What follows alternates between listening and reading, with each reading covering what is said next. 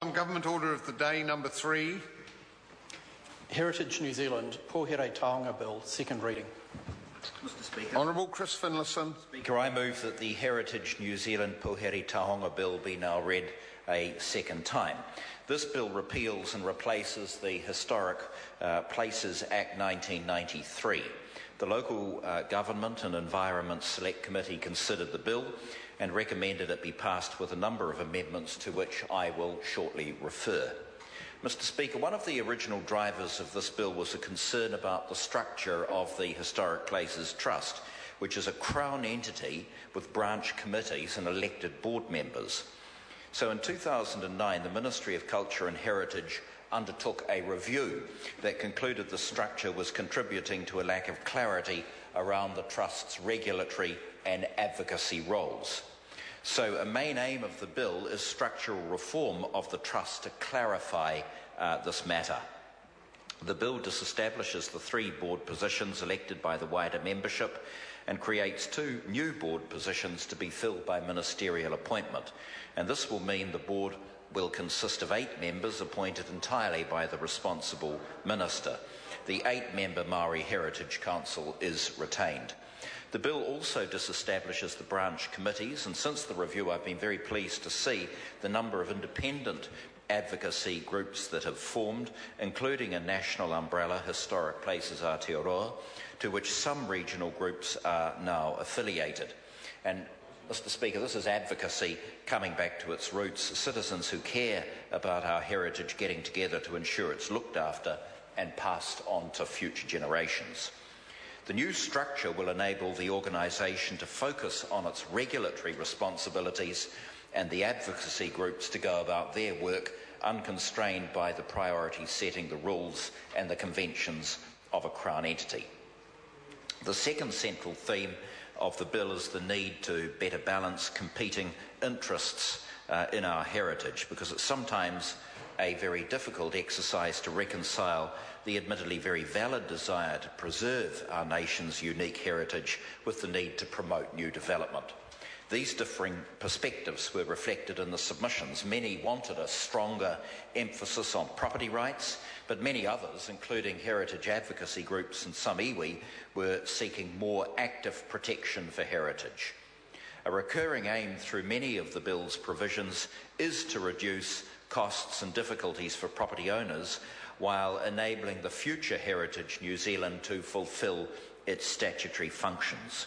If passed, the bill will be a major step in achieving a more appropriate balance between heritage values and the needs and realities of private ownership.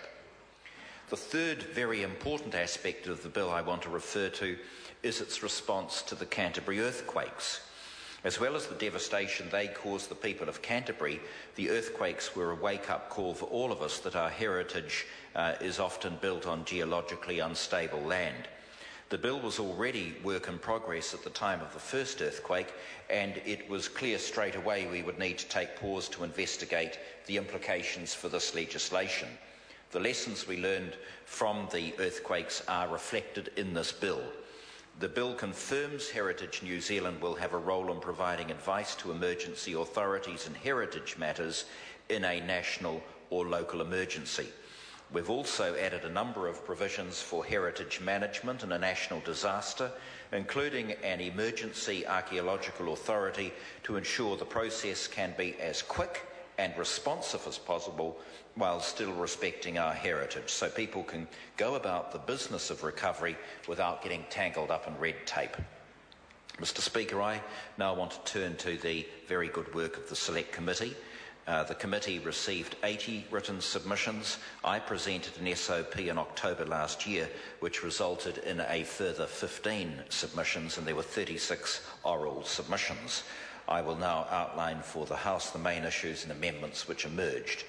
The first one was that some submitters raised concerns about the disbanding of the branch committees and the difficulty of getting new organisations established in their place.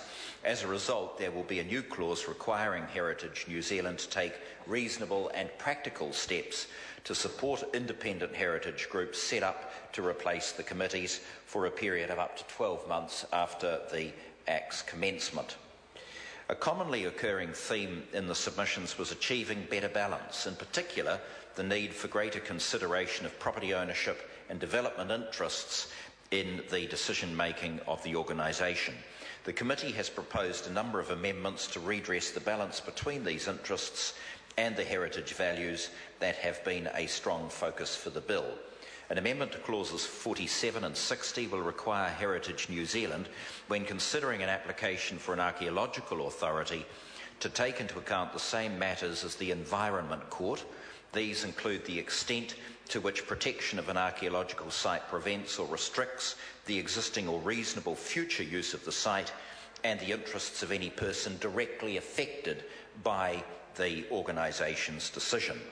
Amendments to clauses 11, 12 and 24 are recommended to require Heritage New Zealand and the Māori Heritage Council, when undertaking their advocacy rules, to recognise landowners' interests. An amendment to clause 4 also widens the range of parties Heritage New Zealand will be obliged to work with collaboratively, to include government agencies and tangata whenua. Mr. Speaker, these are very constructive changes which in essence require the organisation to look at both sides of the story in their advocacy and regulatory work. This will lead to more meaningful decisions which will reflect an understanding of the effects on all parties. Submitters were also concerned the wording of the bill in its original form required owners to apply for archaeological authorities to undertake even minor works on buildings erected before 1900. This was not the policy intention of the bill, and in practice it would be ludicrous. Anyone living in a pre-1900 house, as many New Zealanders do, would have to go through an authority process just to renovate their kitchen. The committee has therefore agreed to amend clause 40 to remove the requirement to apply for an archaeological authority to modify a standing building unless there's an intention to demolish it in its entirety.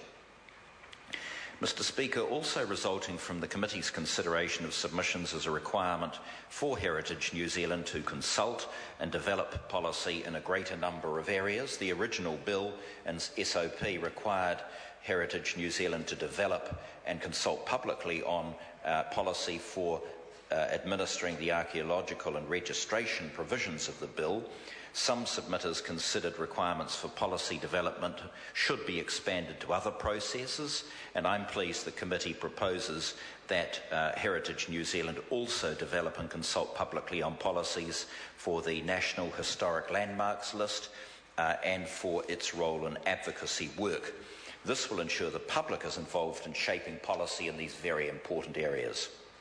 There's just one further amendment to the original bill I want to mention, the addition of new clauses 10A and 10B to create a role for the Chief Executive of the Ministry of Culture and Heritage as Special Advisor to the Board. The new role will strengthen the relationship between Heritage New Zealand and the responsible Minister and ensure the Board's decisions are informed by an understanding of government policy. There are a number of matters which could be referred to in the SOP. In the time available, I simply want to refer to the establishment of a National Historic Landmarks List proposed for New Zealand's 50 most important historic places. This is to emphasise the importance of our historic places and to give us an agreed set of national priorities for conservation. Some people were concerned that to have a 50-place limit was unduly constraining, and so the committee has agreed on an amendment to clause 81B, removing the cap. It's confident we can rely on the strict criteria for inclusion to provide a list with a natural limit. Finally, the amendments propose the addition of a new category to the Register of Historic Places, Historic Areas, Wāhi Tapu and Wāhi Tapu Areas. The new category is Wāhi Tupuna, ensuring places of significance to Māori that do not necessarily have tapu, such as certain marae buildings. They'll also be able to be included. So, Mr. Speaker, a lot of work has been done on the legislation, and I'm confident the bill is going to provide a firm foundation for the future work of Heritage New Zealand, equipping it with the right structure and processes for the 21st century. I look forward to seeing the progress of the bill through the House. The question is that the motion be agreed to. Honourable Marion Street. Thank you very much, Mr. Speaker. It gives me great pleasure, actually, to rise to speak to the